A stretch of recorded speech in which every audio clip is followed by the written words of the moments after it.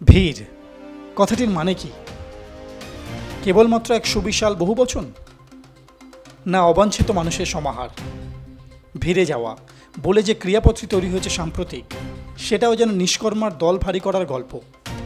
কিন্তু তারপরেও যখন শরৎকাল আসে, মেঘেরা ভিড় করে আকাশ জুড়ে, বাৎসরিক স্বপ্নরা ভিড় করে দোকানে দোকানে উৎসবে নতুন সাজে, আর কুমোরটুলি ভিড় করে বসে থাকেন কত কত জগৎজননী। তখন কি মনে হয় না যে বছর বছর এই ভিড়টুকু না থাকলে আমরা বাঁচতাম কি করে? যখন প্রতিটি পরিবারের জগৎজননীদের বাঁচাতে যারা নিজেদের মতো করে ভিড় করছেন পথে বা সোশ্যাল মিডিয়ায়, আজ সন্ধ্যায় দেখা যাক আমাদের অনট্র্যাকের সদস্যরা এই ভিড়কে ঠিক কীভাবে সামলাচ্ছেন নিজ নিজ পরিসরে। অনট্র্যাকের 56তম সেশনে আমরা ভিড় নিয়ে কথা বলবো। একটা জায়গা যখন বিপদে, তখন সেখানে আরেকজনের জন্য আমরা একটু সবার, দেখো আজকে স্বাধীনতা খুব বড় উদাহরণ হয়ে যাবে, আসতোই না আমরা যদি মনে করতাম যে আমার অসুবিধা হবে, ওর অসুবিধা হবে, তার অসুবিধা হবে। স্বাধীনতা তো সবাই, কারো না কারো তো একটু অসুবিধা হয়েছে বা অনেক বেশি অসুবিধা হয়েছে। আজ থেকে অনট্র্যাক একটু অন্যভাবে। আমরা লক্ষ্য করলাম অনট্র্যাকের আমরা সবাই বেশ ভালো কথা বলি যখন বিতর্কে জড়াই।